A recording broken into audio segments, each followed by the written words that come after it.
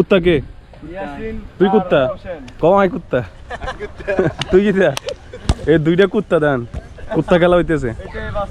গ্রামের এই খেলাগুলোকে আপনারা খেলেছেন? যে কোনো ফুটবল প্রেমীরা যারা কখনো জীবনে ফুটবল খেলেছে তারা অবশ্যই এই খেলাটা খেলেছে।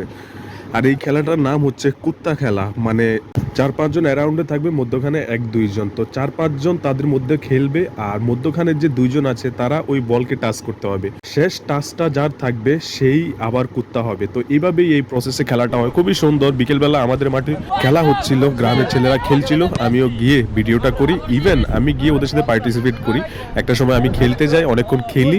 আমাদের গ্রামের ঐতিহ্যবাহী এই মাঠটিতে প্রায় গত 25 বছর ধরে এই গ্রামের বা আশেপাশের গ্রামের যে জেনারেশন আছে সবাই এখান থেকেই খেলাধুলা করে বড় হয়েছে বা গ্রামের বাইরে তারা গিয়েছে। তো এটাই আমাদের ঐতিহ্যবাহী মাঠ। আমাদের গ্রামে যুবকদের খেলা নিয়ে অনেক ঝামেলা হয়েছে। অনেক মানুষ এই খেলার মধ্যে বিভিন্নভাবে বাধা দিতে আসতো।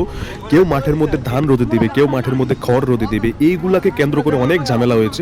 প্রত্যেকটা জেনারেশনের সাথে কিছু বেসিক ফ্যামিলির সাথে এই গ্রামে ঝামেলাগুলো হয়েছে। তা আমি আপনাদেরকে রিকোয়েস্ট করবো, আপনাদের গ্রামে যারা খেলাধুলা করে যুব সমাজকে খেলতে দিন, তাদেরকে অনলাইন জুয়া মাদক থেকে দূরে রাখতে তাদেরকে খেলতে দিন। কারণ যুব সমাজ যখন খেলবে তখনই তাদের মধ্যে একটা সুন্দর মেন্টালিটি, একটা সুন্দর মনোভাব সৃষ্টি হবে।